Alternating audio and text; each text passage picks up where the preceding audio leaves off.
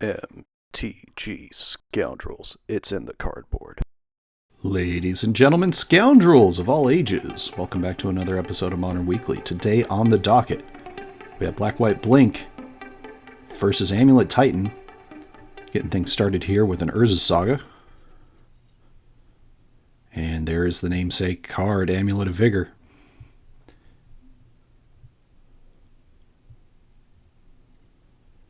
Godless Shrine taken 2 into Aether Vial. Aether Vial, a powerful tool for some of these Black-White Blink decks. Though a lot of lists have gone away from it and started playing 4 Relic of Progenitus in the main deck.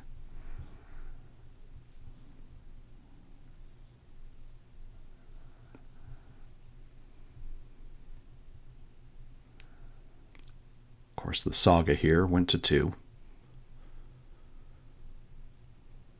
There's a Forest and passing. Aether Vial is going to go to 1. Drawing for turn. There is a problem against Amulet Titan where you really need to leave up interaction. Because as soon as you tap out, there is a good chance things are not going to go your way. Here is a Godless Shrine. And there's an Overlord of the Balemark. Speaking of...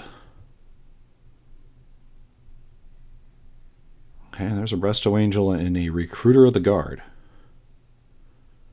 as well as an Emperor of Bones as targets.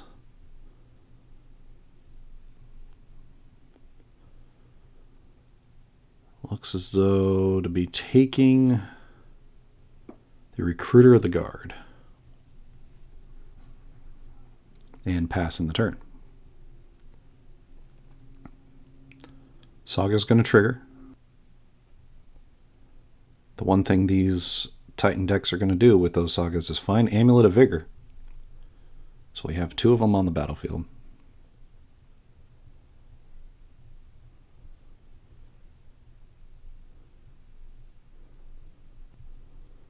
Well, you already have 2, why not a third? There's a Selesnya Sanctuary that's going to have 3 triggers from the Amulet, bounce it back to hand, and that'll cast a Primeval Titan. I'll go searching for 2 lands here.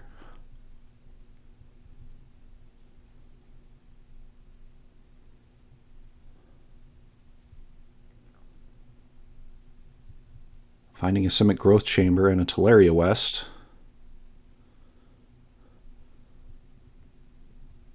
That'll make 9 mana. Go find Summoner's Pact. Or cast Summoner's Pact. Go find Primetime. Find 2 more lands.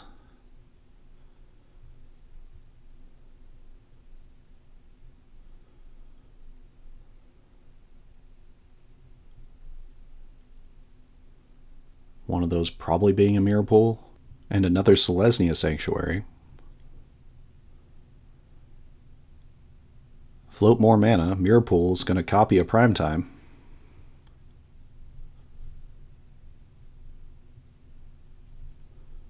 Go searching for 2 more lands.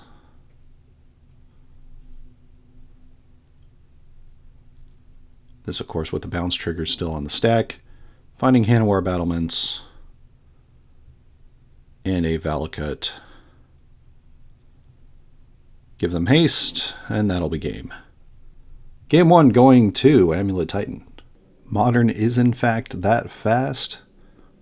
And Primetime really just showed why it's one of the best decks in the format. Thank you all so much for watching us here at MTG Scoundrels. If you enjoy our content, please like and subscribe. Be a friend, tell a friend. We appreciate you all watching. Appreciate all the newcomers that have subscribed recently. Thank you all so much.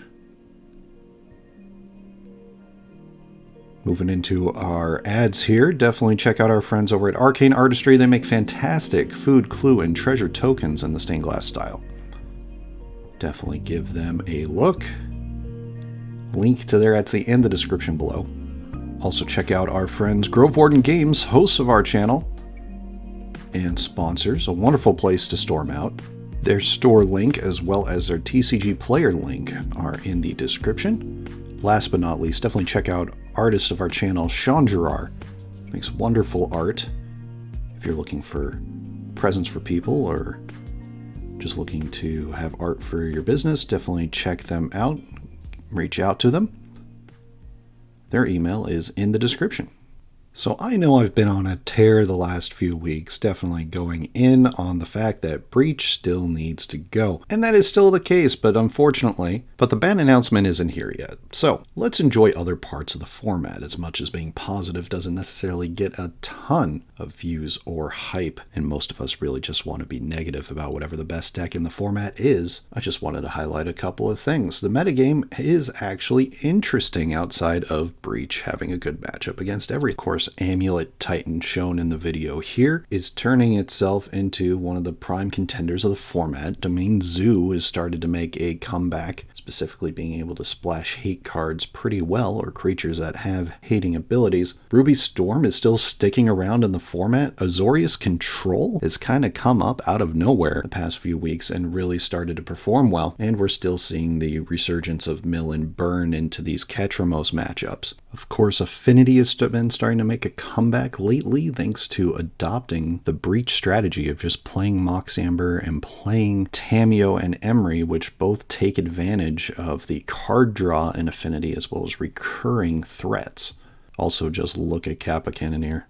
Ward 4 and Can't Be Blocked still being two amazing things for this format. But I think ultimately Modern still is a format where you just go do powerful things and then just have plans for your worst matchups, and you'll do pretty well. And sometimes that is overlooked with the fact that, we all focus in on the fact that Temur Breach is such a house. But Modern is a wonderful format, and something else we have to really consider, it's fine if there is a best deck in the format. That's going to happen. There will always be a best deck in the format, and more than likely, it'll be oppressive for a certain amount of time as well. And as Modern players, to a certain extent, we're used to it. Though I think us Modern players, especially the ones that have been here since the creation, just really, I don't know if spoiled is the right term, but when you're 3 decks at the beginning of the format that really defined our view of the format, I'm specifically talking about Jund, Splinter Twin, Birthing Pod, really just made us believe that it should be a rock, paper, scissors format, and that is what equals balanced and fun to play. And the more cards that have been added to the pool, the more we,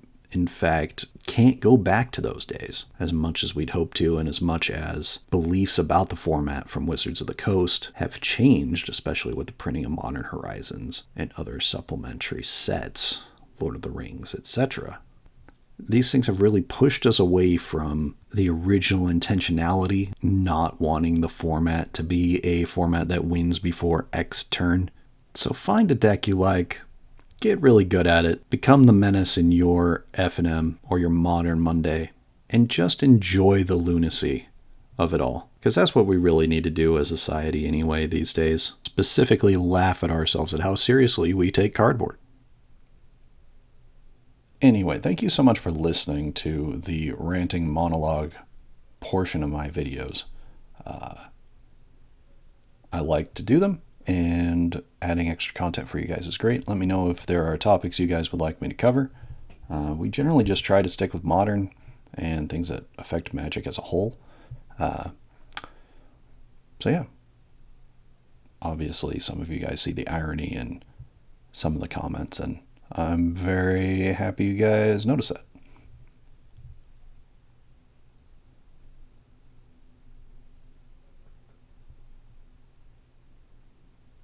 Looks like the Titan player here taking a mulligan.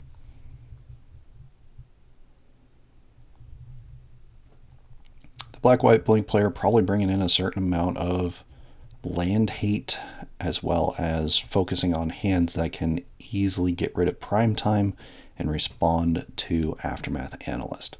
As you saw in that first game, not having interaction early on really took things out of the black-white blink player's hands. And of course, Titan wants to win on turn 3, and earlier than that, if at all possible. So they found their game plan and definitely figured out what they needed to do.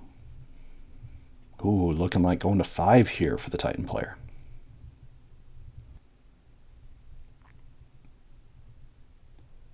course, Amulet Titan starting to run some interesting sideboard pieces, and a card that's becoming more and more accepted in the modern format is Elish Norn, Mother of Machines. So keep an eye on that. Stopping the Black-White Blinks ETBs is definitely a priority.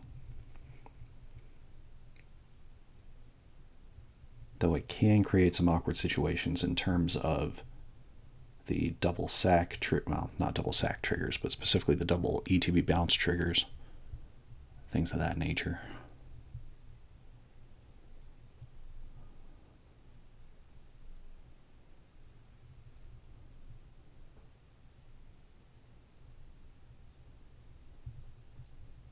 You'll definitely see some dismembers come in as well in this matchup, just to fend off any Ketramoses.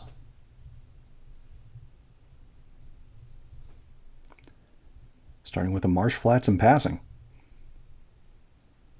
Oh, wow. The Titan player keeping a 0-lander.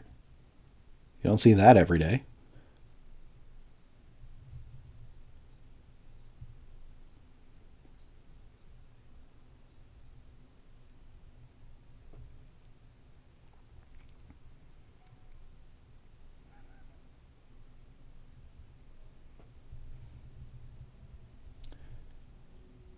The Blink player finding a Lush Portico here.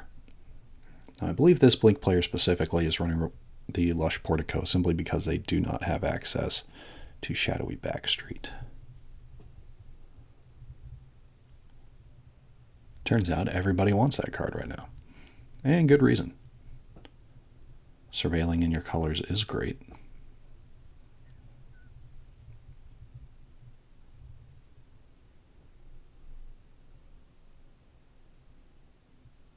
Untapping and drawing.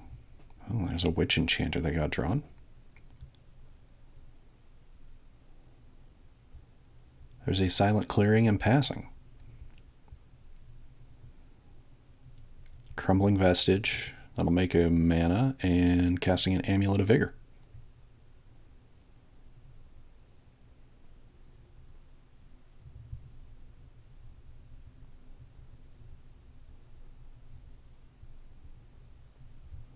Godless Shrine taken 2. That'll bring us to 17 to 20.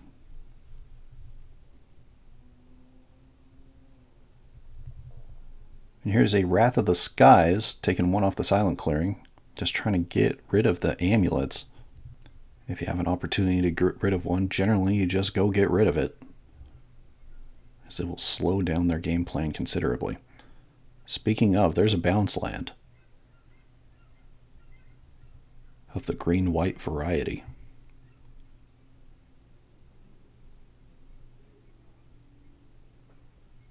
Taking 3 off of the land side of Witch Enchanter.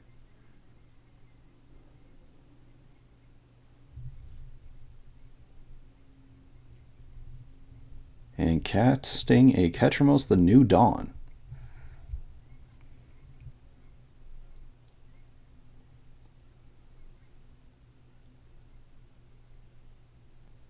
Tapping, making 2 mana here. There's an Amulet of Vigor. There's a Crumbling Vestige, so I'll untap it. And tapping it to cast the Spelunking for 3 mana. One heck of a turn, 2 pieces of its engine.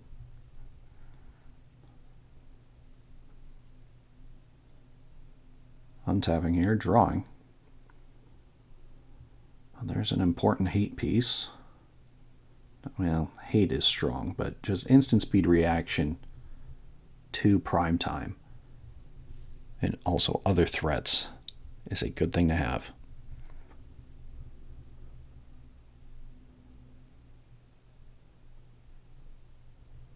Two mana for an Explore. That means there's 2 land drops coming this turn. If they're in hand, oh, guess not. Just drawing a card off of it. End step, Failure. One of the key reasons this Black-White Blink deck is where it is in the format. Well, there you go.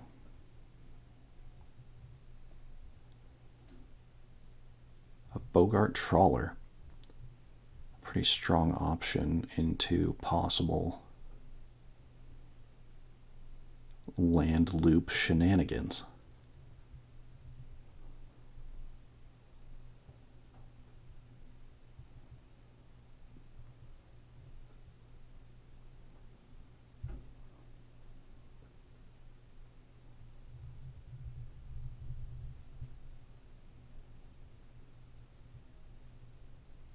Tough decision on what to write down here.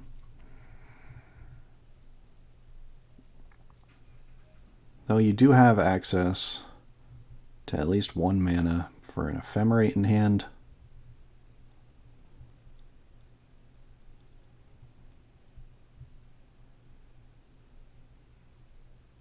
There's 3 mana. There's the Bogart Trawler. That'll exile the graveyard. Who, in response to the trigger, Dismember, going to take the Ketramose.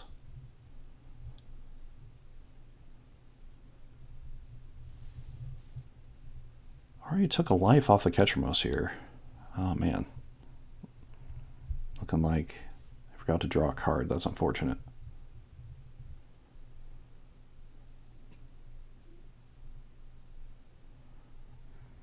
Attacking for 2.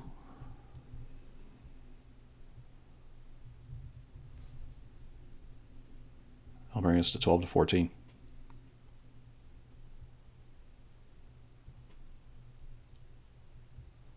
Of course, it is blinking the Bogart Trawler. It's going to go ahead and target the opponent once again to exile the bin. Thalia will get a counter.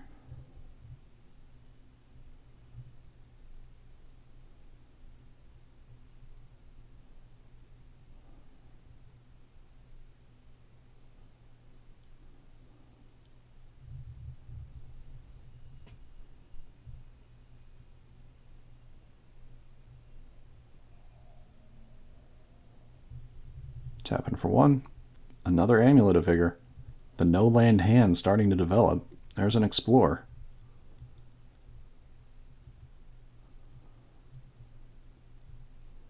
Ooh, there's another land. Floating some mana. Casting a 3rd Amulet. All 4 amulets being seen this game. But passing the turn here.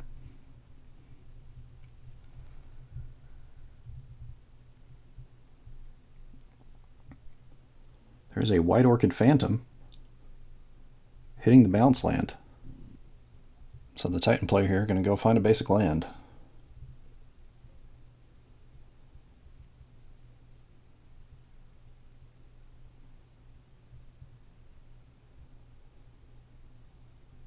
Which will essentially come in untapped thanks to those amulets.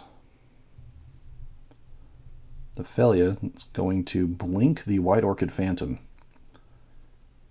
And getting in here for 6. The White Orchid Phantom coming back. And destroy the Crumbling Vestige. So that way, no bonus mana. Finding another forest. Thalia will get another counter.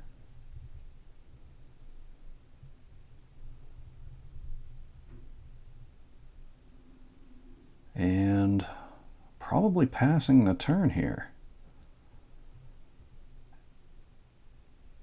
Just try to be as reactionary as possible.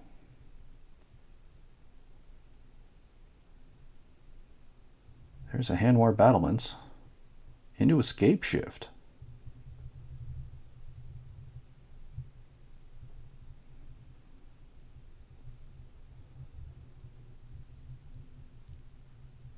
So the Escape Shift probably going to find a couple bounce lands.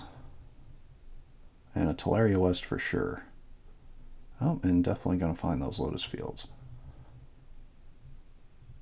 Amulet of Vigor, just a crazy card.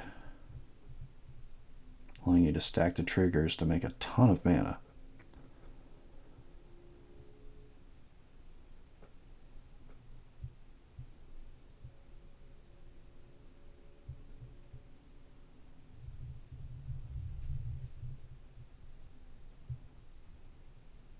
So 6 for each amulet.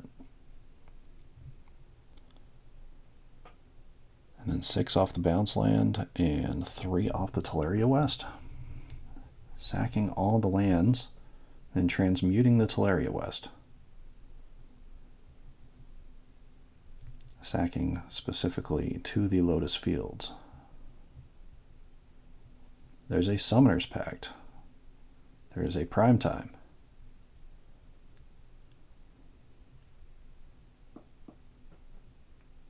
There is a Path to Exile in response to the ETB trigger of the Primetime. Finding a land.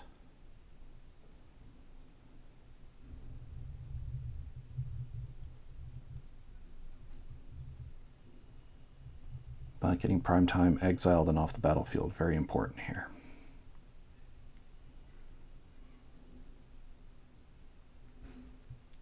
There is a Shifting Woodland.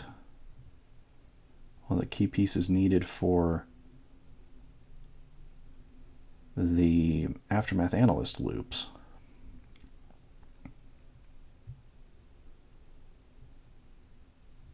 To make 6 more mana with the bounce land. Bouncing the forest back to hand.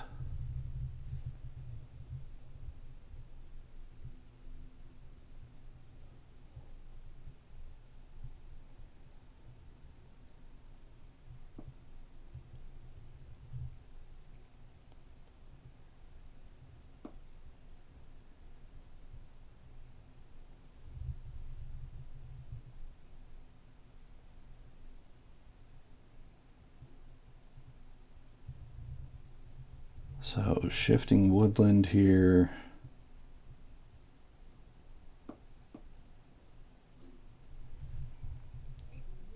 Can't really target anything yet because Summoner's Pact needs to go find the Aftermath Analyst. There it is. Has the key ability of being able to sack to return all lands to hand, or lands to the battlefield, excuse me.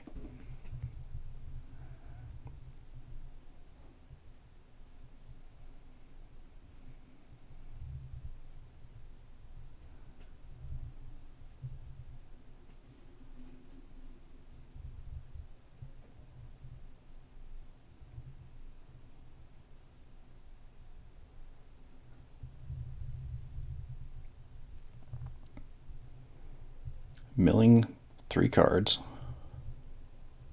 And Elish Norn going to the bin. But speaking of Elish Norn, there's Elish Norn Mother and Machines on the stack. Ooh, taking one off the Silent Clearing. What do we have here? Oh, there's the Ephemerate. That'll exile and bring back the Bogart Trawler, which will exile the graveyard. Which means there is not enough mana to pay for the Summoner's Pacts on the following turn. So game 2, going to Black-White Blink. Thank you all so much for watching us here at MTG Scoundrels. If you enjoy our content, please like and subscribe. Be a friend, tell a friend. Appreciate you all being here. Really enjoy making this content for you guys. We've gotten past the 1-year mark, crazy enough. And we have been on a march towards 500 subs, over the halfway point to that, which means we're a quarter of the way to 1,000.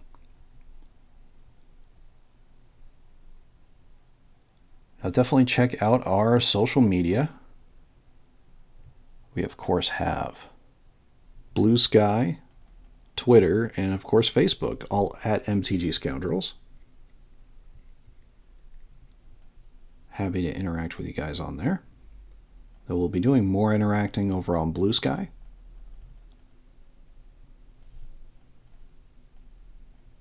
But definitely give us a follow everywhere if you can. Moving right along to game 3. Resolving some mulligans. Looks like the Black-White Blink player definitely has Solitude in hand at least.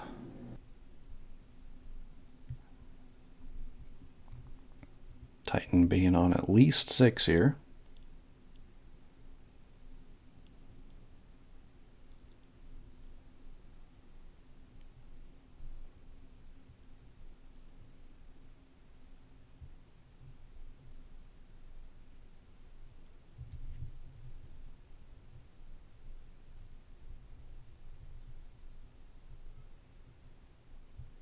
Possibly 5. Yep, going to 5.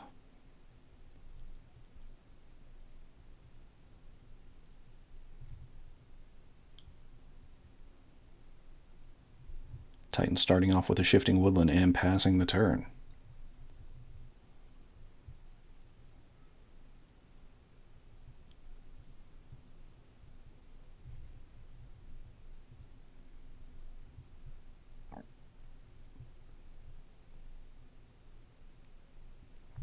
Marsh flats and pass here.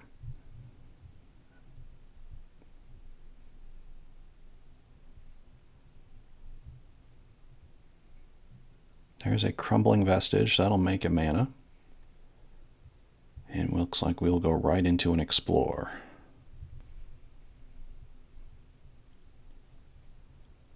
Simic Growth Chamber coming in off the additional land from explore and bouncing the vestige back to hand. Marsh flats getting cracked. Oh, finding a tapped Godless Shrine here. Must have some mana constraints.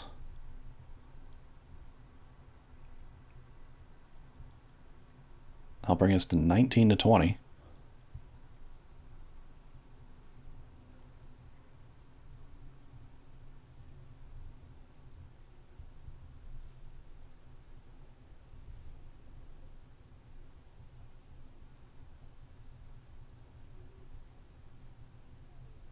Untapping, drawing for turn. There is a Bogart Trawler. Plains for turn. Into White Orchid Phantom, destroying the Simic Growth Chamber.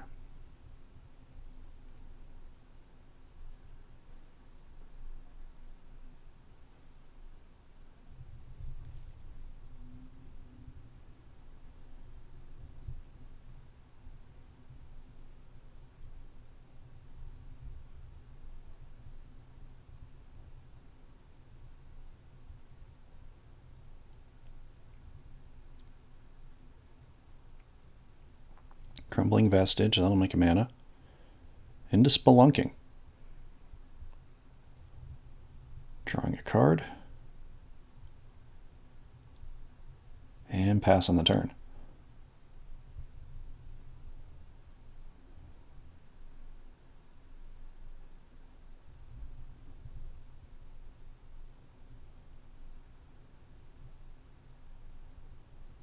Attacking in with White Orchid Phantom. That'll bring us to 19 to 18.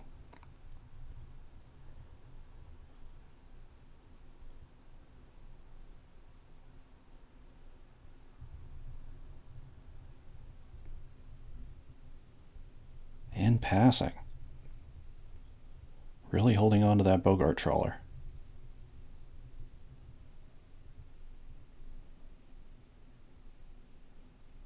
Oh, there's a Crumbling Vestige. In Elishnorn, Mother of Machines. Not a bad turn 4 play here.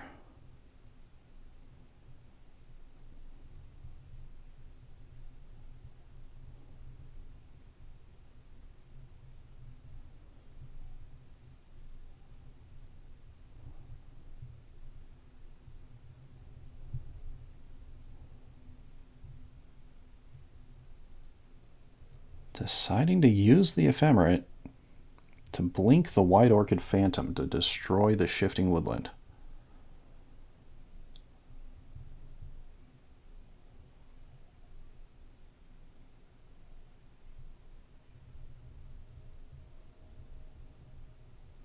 Interesting sequencing. But I guess if you were relying on Solitude... And there's the Path to Exile. Okay, interesting sequencing there. Gets rid of the Elishnorn, though. Well, it gives them a second untapped land. Not necessarily something you want to do against Titan. Especially on their turn.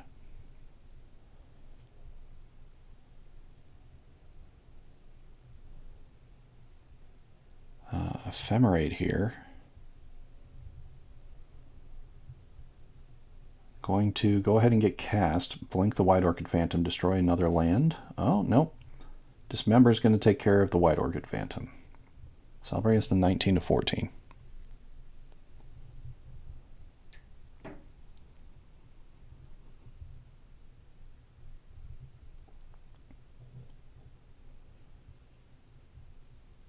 That is the problem with giving them lands. Lets them respond. Ooh, and still passing with 2 mana up.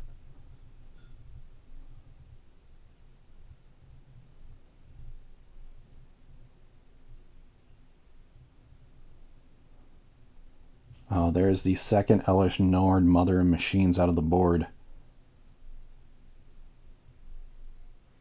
That's tough. Seeing both of them. Not much you can really do here. So that's on the stack. Orcish Bowmasters is going to get flashed in. Guess that's a blocker for a little bit at least. I'll bring us to 19 to 13. But now you're just hoping you have some more sideboard removal coming in your next few draws. Oh, there's the second Bogart Trawler.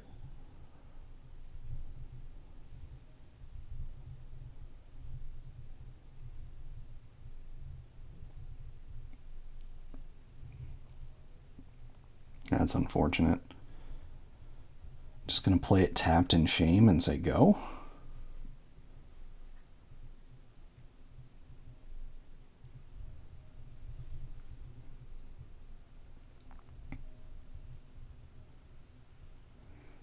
Especially with a Flicker Wisp in hand, you probably could have flipped the Bogart Trawler back.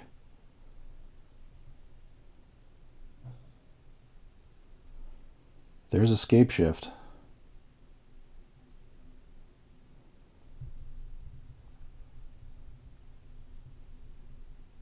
Sacking lands, going and finding the ones you want.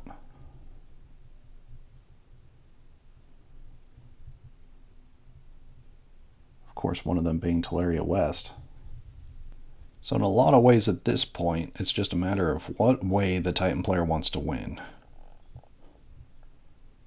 Does have to deal with the fact that these triggers are getting doubled by Elesh Norn, specifically the ETBs. So that means double the sacks from Lotus Field and double the bounces from each of these bounce lands. Teleria West going to hand, going to sack all the other lands after getting mana from them. And then transmuting the Teleria West.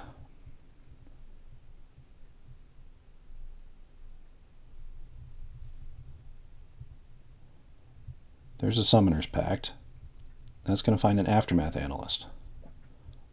So 6 cards are going to get milled here.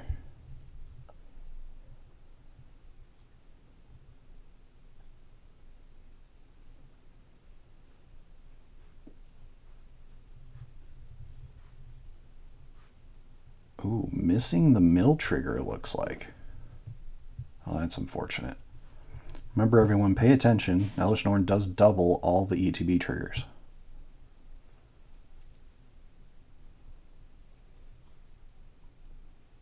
That is a whoops. However, I don't think that's going to matter too much here. There's enough mana being able to sack the Analyst and bring back lands. I believe the Titan player is just trying to make sure they know which route to go here.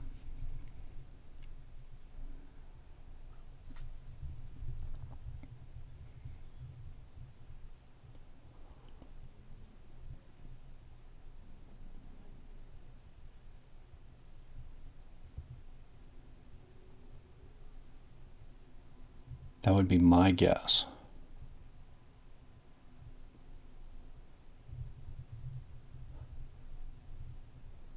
And of course, once that Aftermath Analyst is in the bin, the Shifting Woodling can copy it. And because of the way the triggers are stacked, the Shifting Woodland can come back to the battlefield after he gets sacked as a Aftermath Analyst.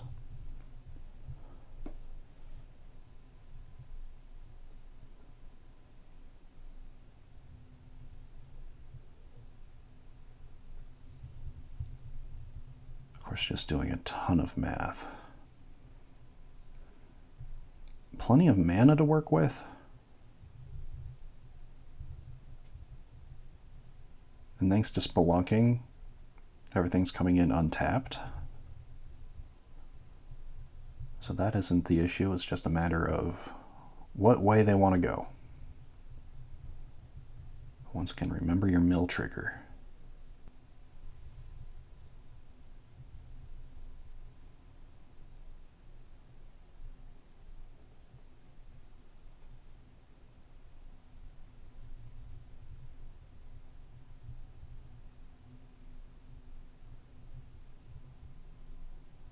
So, there's the Teleria West. His Aftermath Analyst is still in the bin, by the way. Yep. Make sure you stay on top of your Titan players. Make sure stuff is where it should be. Finding Summoner's Pact. Finding Primetime. Primetime's going to enter. That's going to find 4 lands thanks to Elishnorn.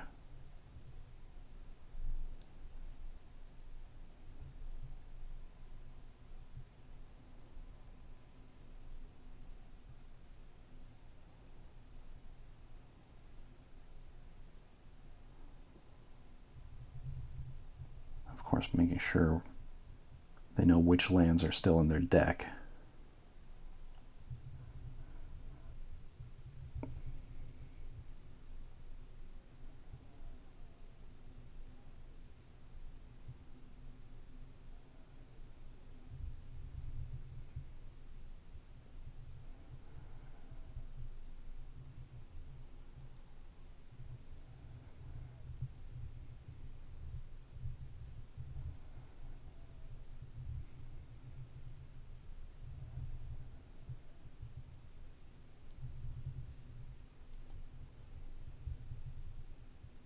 Okay, so there's a Mirror Pool, there's a Hanowar Battlements, a Valakut, and one other land. Oh, a Gemstone Caverns. They all come in untapped. Shifting Woodland had gotten bounced to hand, and the land hadn't been played for turn yet. So it comes in, it's going to copy the Aftermath Analyst.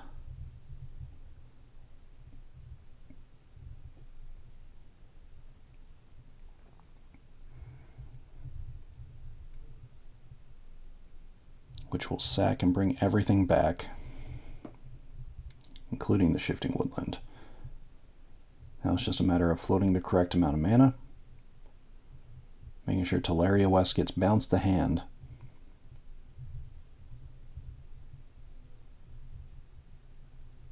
and enough things get sacked and or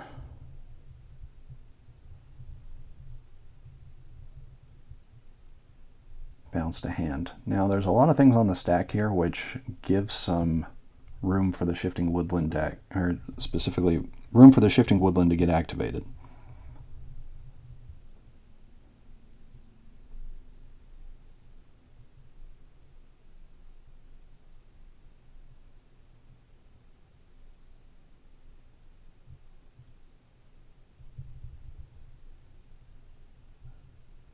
Now it looks like you really should just Teleria West and maybe go find your Dryad. Maybe just keep it old school. Kill him with Valakut triggers. Since you can continuously do this loop.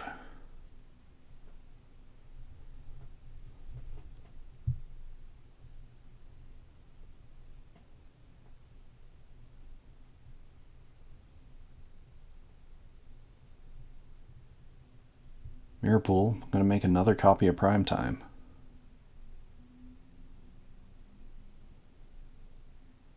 Okay, finding Vesuva and Echoing Deeps.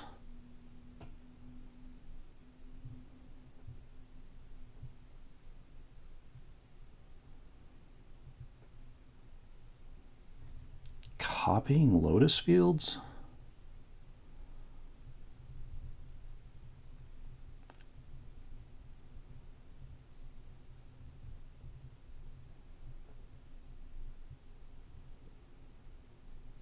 A lot of stuff going on here.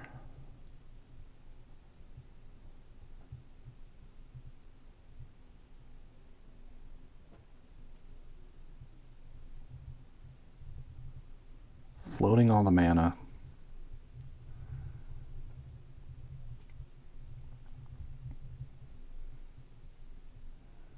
Had to find enough lands to sack to these Lotus Fields.